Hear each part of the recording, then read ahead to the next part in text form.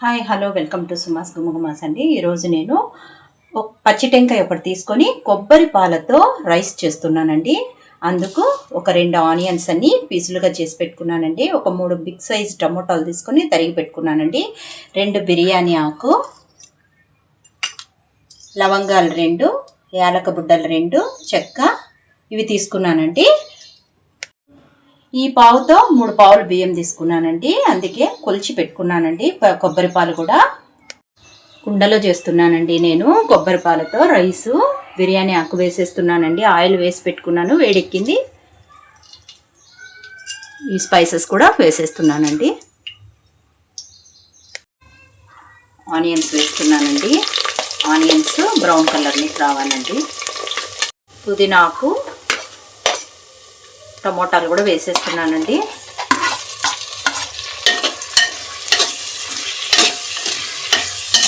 ఒక స్పూను నెయ్యి కూడా యాడ్ చేస్తున్నానండి. సాల్ట్ యాడ్ చేస్తున్నానండి. 2 పచ్చిమిర్చి తుంచి వేసేసానండి. ఆనియన్స్ టమోటాలు బాగా మగ్గాలి కదండి. లిడ్ క్లోజ్ చేస్తున్నాను. టమోటా ఆనియన్స్ ఇవన్నీ బాగా ఫ్రై అయ్యాయి కదండి. మనము ముందుగా ప్రిపేర్ చేసి పెట్టుకున్న కొబ్బరి పాలు ఇందులో యాడ్ చేస్తానండి.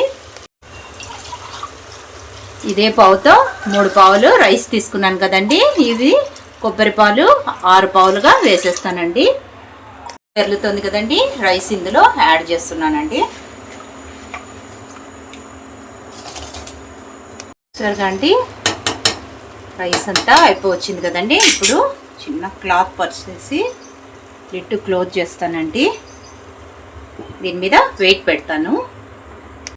ఈ క్లాత్ ఇలా వేసి లిడ్ క్లోజ్ చేసి దీని మీద బరువు పెట్టడం వల్ల రైస్ ఇంకా బాగా పొడి పొడిగా వస్తుందండి ఆవిరి మీద.